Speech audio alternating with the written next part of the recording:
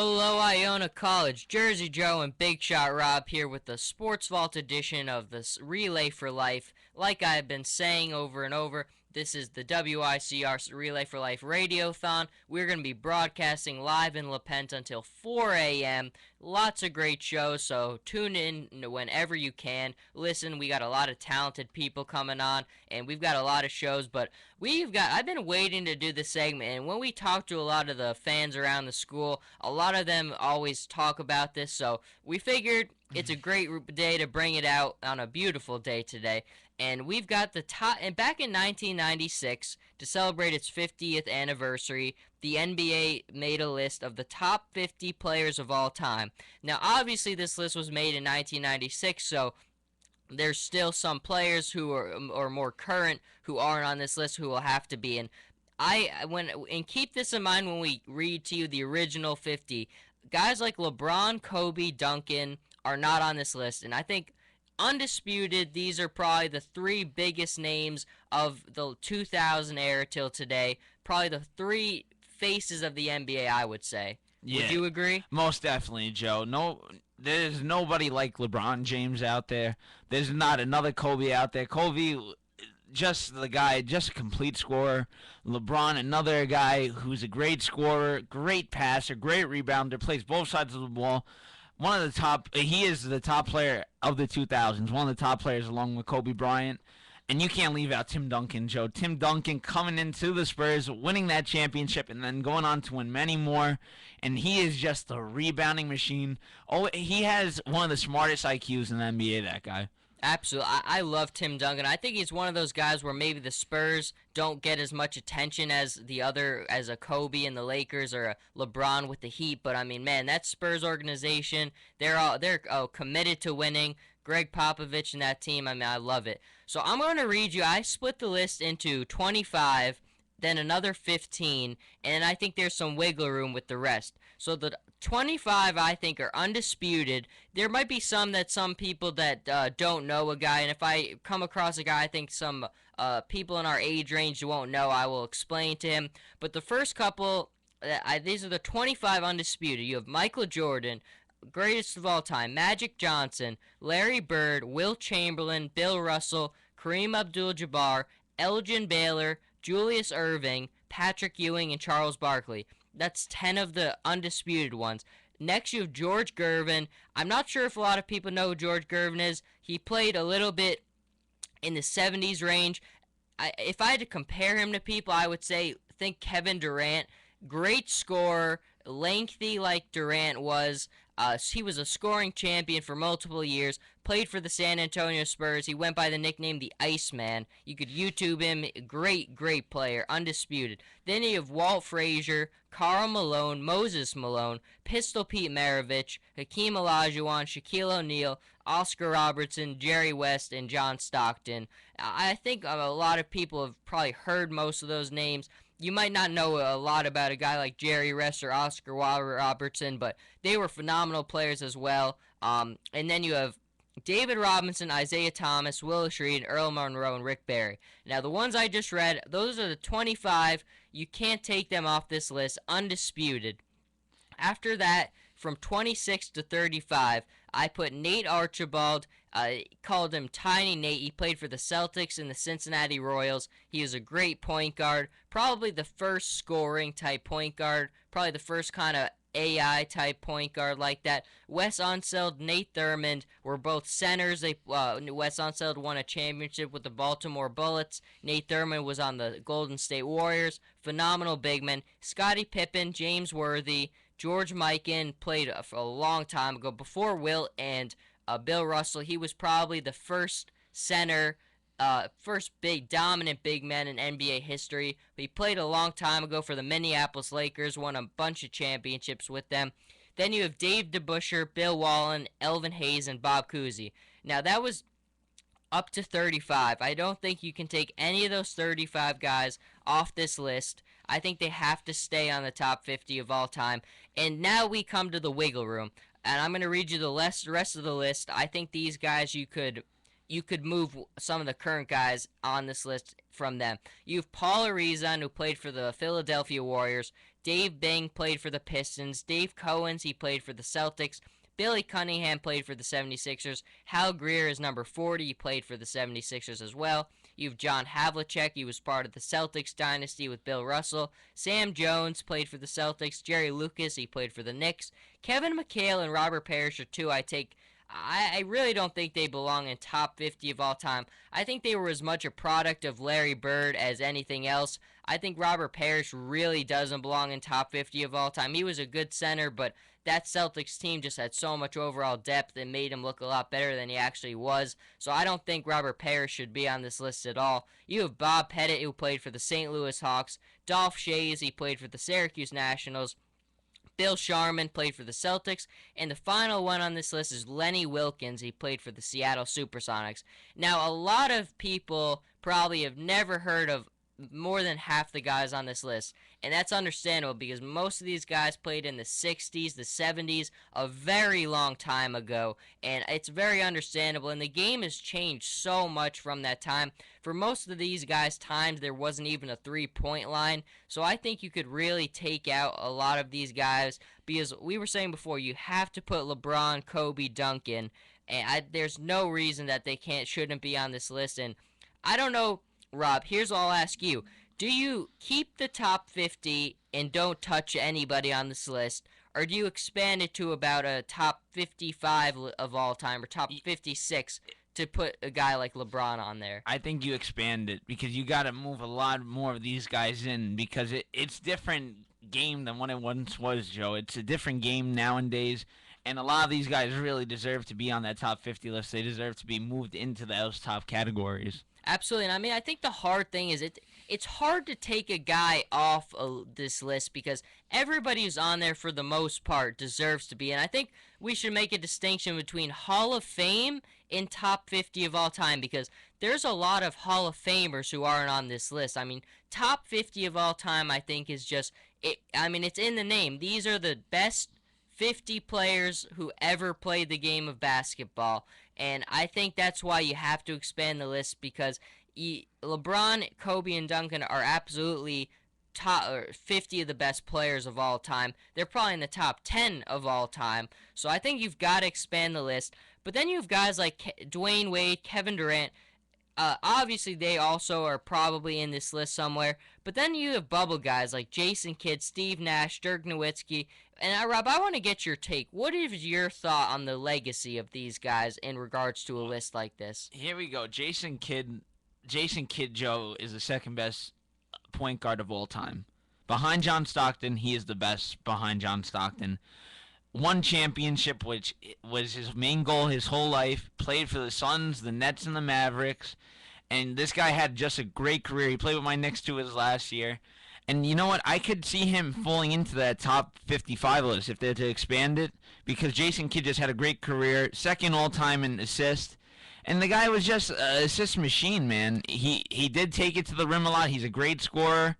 Steve Nash, another guy who won 2 MVP awards. Another guy who helped lead that Suns dynasty with Mike D'Antoni when they were like the best team in the West every year. The team that would score over 100-something points, top in scoring every year.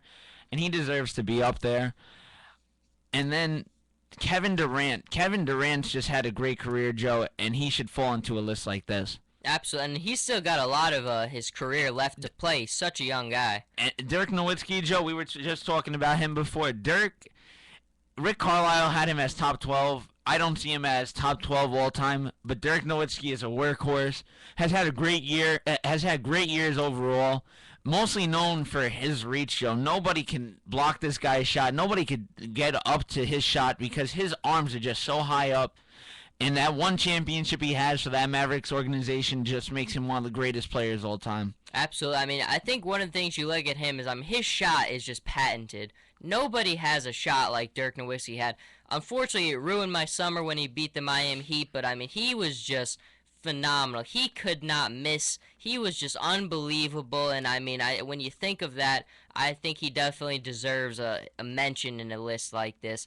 And then I think for our friend Armand Medeo, we big basketball fan. We have this argument with him all the time, and he will be on later, I believe, from 8 to 10, so you could check him out later. But he is one of the biggest Vince Carter fans that you will ever meet, and he always argues with me that Vince Carter should be on this top 50 list of all time.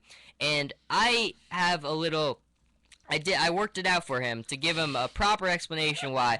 So I have three names, and Alex English, Dominique Wilkins, and Gary Payton. Now, these are three of the best players of all time. They're undisputed Hall of Famers, but they're not on the top 50 of all time. And I think a guy like Vince Carter falls into the category of Alex English or Dominique Wilkins. I mean, I love these players. They were great offensive players, great basketball players. They are all Hall of Famers. But, like I said, there's a special distinction between top 50 greatest players to ever play the game of basketball and Hall of Famer. And I think that might be where he's getting confused because is he a Hall of Famer? I would say yes. But is he a top 50 of all time?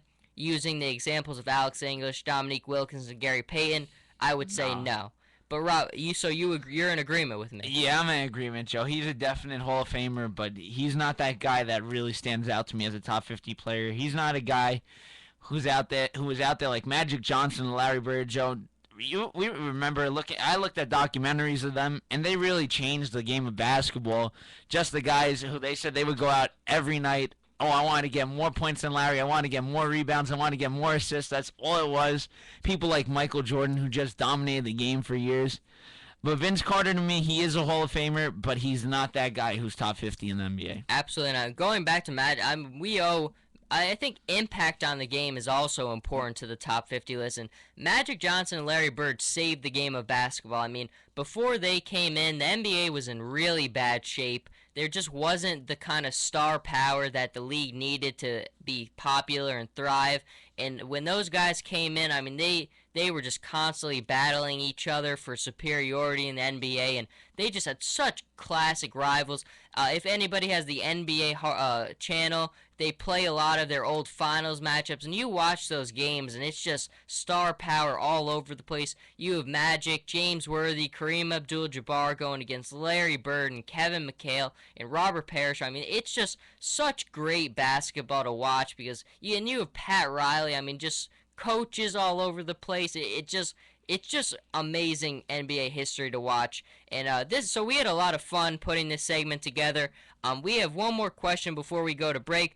Like I said, if you have a question, tweet us at SportsVaultIona. We will answer them on the air. And this is kind of a fun question. And favorite sports movie of all time? Rob, I'll let you lead it off. What is your favorite sports movie of all time? Our fan wants to know. Wow, that's a really hard one, Joe. There's so many great sports movies.